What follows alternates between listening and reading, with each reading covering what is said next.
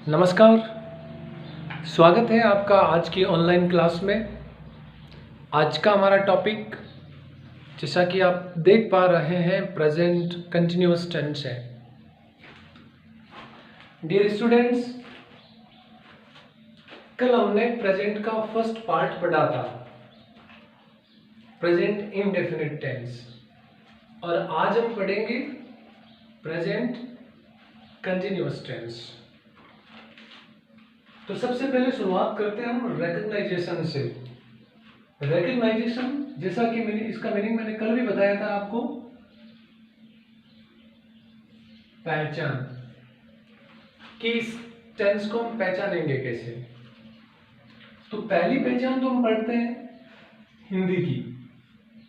हिंदी वाक्यों के पीछे रहा है, रही है, रहे हैं आते हैं, मोस्टली यही पहचान है, क्योंकि ये प्योर कंटिन्यूअस टेंस को बताता है जब कोई काम चल रहा होता है। लेकिन एक बहुत ही इंपॉर्टेंट चीज मैं आपको बताने जा रहा हूं जो मोस्टली नहीं बताई जाती है, मोस्ट ऑफ स्कूल्स में नहीं बताई जाती है। अगर किसी हिंदी वाक्य के पीछे बैठा, बैठी, बैठे, लेटा, लेटी, लेटे, पढ़ा, पढ़ी, पढ़े, खड़ा, खड़ी, खड़े इत्यादि है,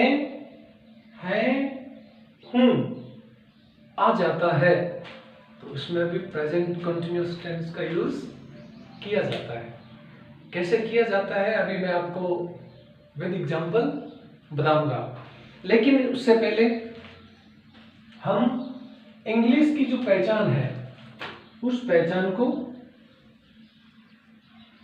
सीख लेते हैं। देखिए, सेंटेंस स्ट्रक्चर है ये,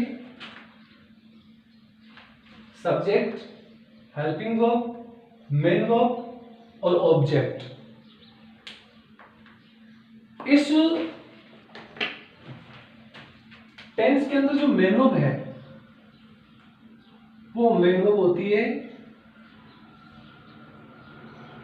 वर्ब की first form plus ING, main verb. लेकिन जो इंपॉर्टेंट चीज है ना इसमें वो है हेल्पिंग वर्ब। हेल्पिंग वर्ब 3 होती है, इज, एम, इज, आर और एम।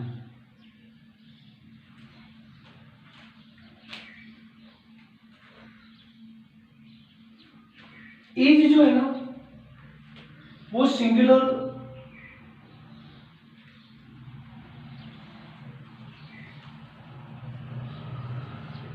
सब्जेक्ट के साथ यूज किया जाता है, are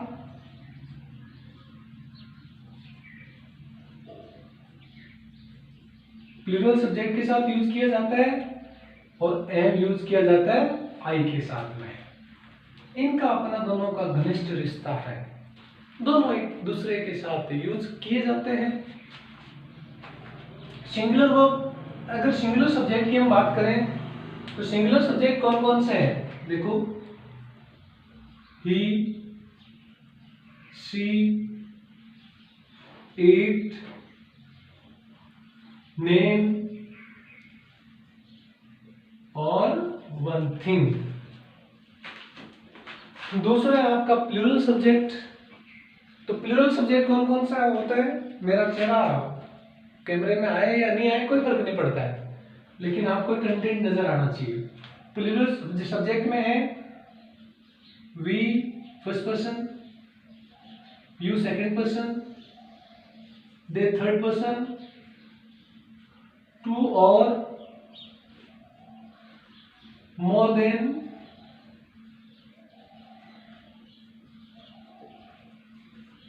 to things, we, you, they, two, दो या दो चीजों से ज्यादा चीजें हो तो उसके लिए हम आर का यूज करते हैं। और एम का यूज किया जाता है आई के साथ में। ये तो इसकी इंग्लिश पहचान हो गई। अब देखिए मैं कुछ साथ ही आपको हिंदी के सेंटेंस बता देता हूं यहां पर। सबसे पहले बताता हूं मैं रहा है रही है। जैसे मैं आपको पढ़ा रहा हूं। किसी भी हिंदी के वाक्य को इंग्लिश में ट्रांसलेट करने के लिए जो मेन चीज है वो है आपको आपकी जो वोकेबुलरी है वो स्ट्रॉन्ग होनी चाहिए। मतलब किसी भी हिंदी के वाक्य में आने वाले शब्द का इंग्लिश ट्रांसलेशन आपको आना जरूरी है।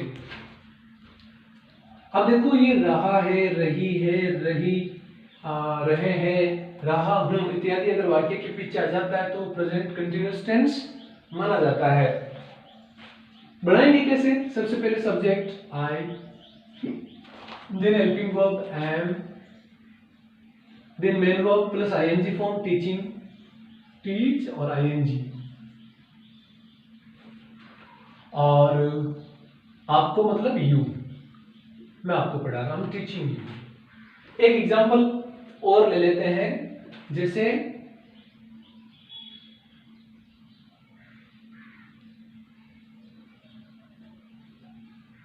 मनीषा इज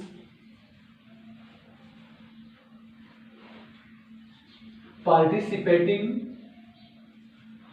in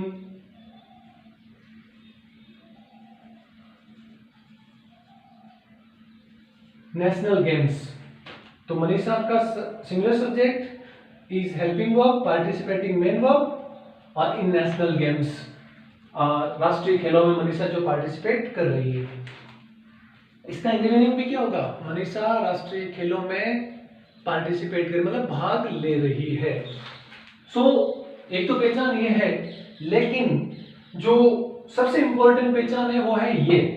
देखो मैं कहता हूं कि मैं यहां खड़ा हूं, मैं यहां खड़ा हूं, तो मेरे खड़े होने का काम जारी है। भले ही मैं ये कहता हूं कि मैं खड़ा हूं, क्योंकि मेरे खड़े रहने का काम जारी है, इसलिए इस प्रकार के वाक्यों में भी प्रेजेंट कंटिन्यूअस टेंस का यूज होगा। देखिए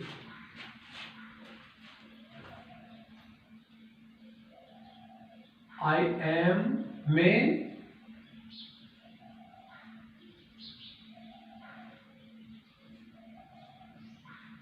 खड़ा हूं।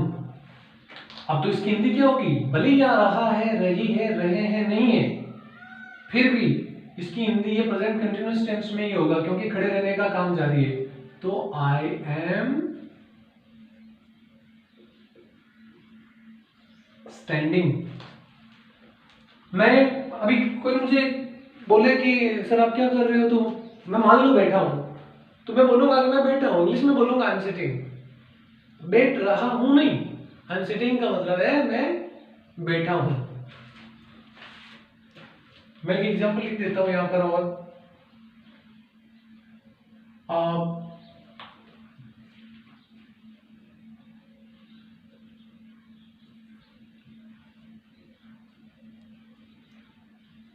Ankur is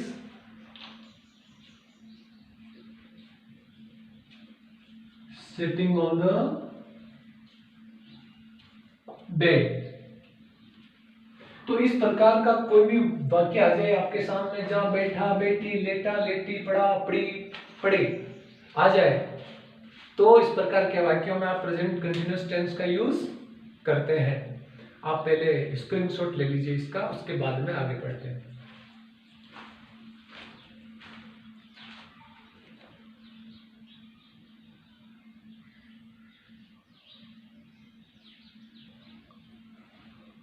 अब हम एडवर्बियल्स देखते हैं, इंपॉर्टेंट एडवर्बियल्स, जिनको देख करके हमें प्रेजेंट कंटिन्यूअस टेंस में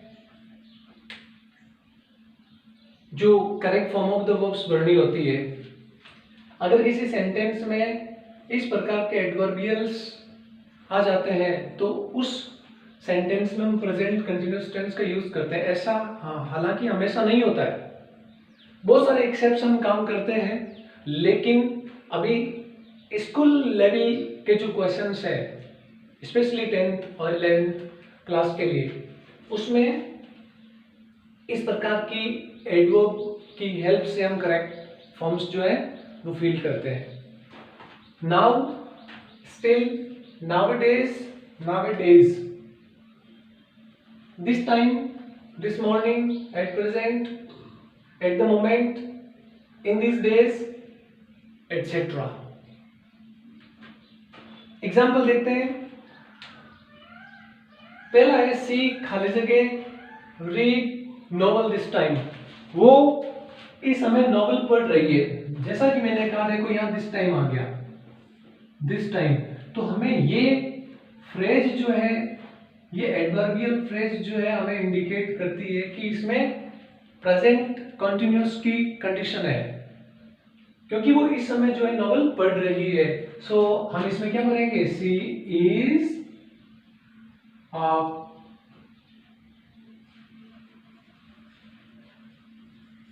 रीडिंग।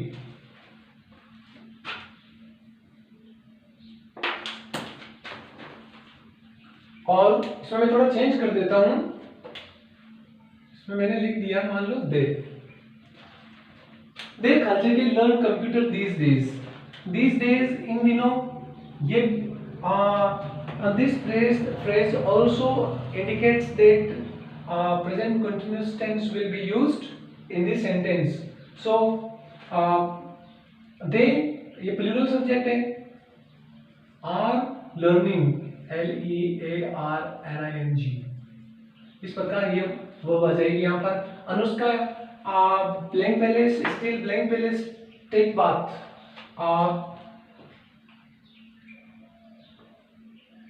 नाउ यहाँ पर मैं लिख देता हूं नाउ। सो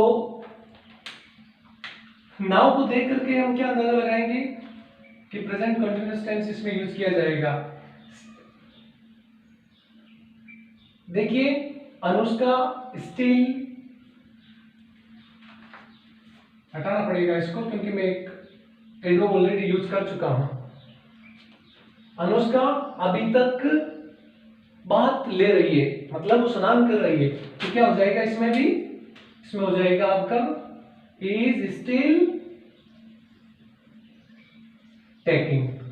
नाउअडेज भी खाली जगह prepare for board exams. Nowadays आजकल इसका मतलब है उनके बोर्ड के एग्जाम की तैयारी कंटिन्यू चल रही है। तो we are preparing for board exams. इस प्रकार आपको क्वेश्चंस सॉल्व कर रहे हैं। आपके पास आपकी टेक्स्ट बुक है, टेक्स्ट बुक में बहुत सारी एक्सरसाइज दी हुई है, उन एक्सरसाइज को आप सॉल्व करें। और अगर कोई भी प्रॉब्लम आपको आती है तो आप मुझे मैसेज करके बताएं, I will solve your all the problems. इसका आप स्क्रीनशॉट ले लीजिए पहले। और एक इंपॉर्टेंट यूज और बता देता हूं,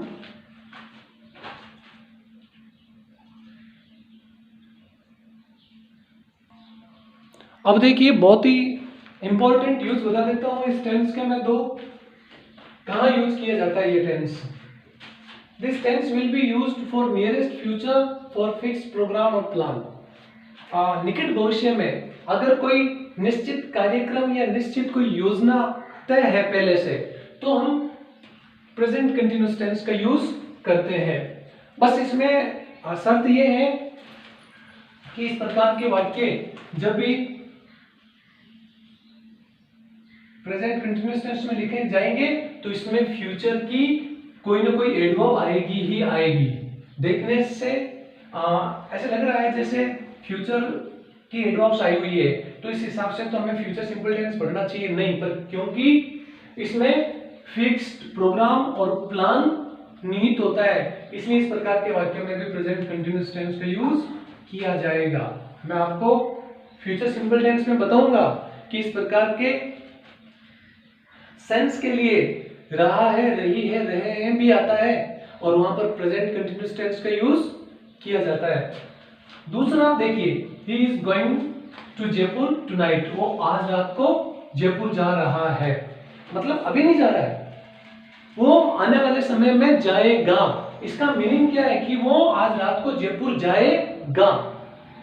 इसको इस तरीके से बोला जाता है कि वो आज रात को जयपुर जा रहा है। इसका मतलब है पहले से ये जो उसके जाने का कार्यक्रम है, उसके जाने का जो प्लान है पहले से फिक्स्ड है। तो इस प्रकार के प्रोग्राम्स के लिए, इस प्रकार के प्लान्स के लिए जो पहले से फिक्स्ड होते हैं वो प्रेजेंट कंटिन्यूअस टेंस हम यूज करते हैं। दूसरा इंपॉर्टेंट यूज है इंपेरेटिव सेंटेंस के बाद हमेशा प्रेजेंट कंटिन्यूअस टेंस हमें भरना होगा। जैसे प्लीज कीप साइलेंट, कृपया चुप रहिए। द बेबी स्लीप भरना है तो इज स्लीपिंग, इज स्लीपिंग। यहां देखिए ये आपका इंपेरेटिव सेंटेंस है, उसके बाद में वाक्य में खाली जगह आएगी तो प्रेजेंट कंटिन्यूअस टेंस ही भरा जाएगा। लुक, देखो, द बर्ड्स खाली जगह fly in the sky, fly भरना है तो आर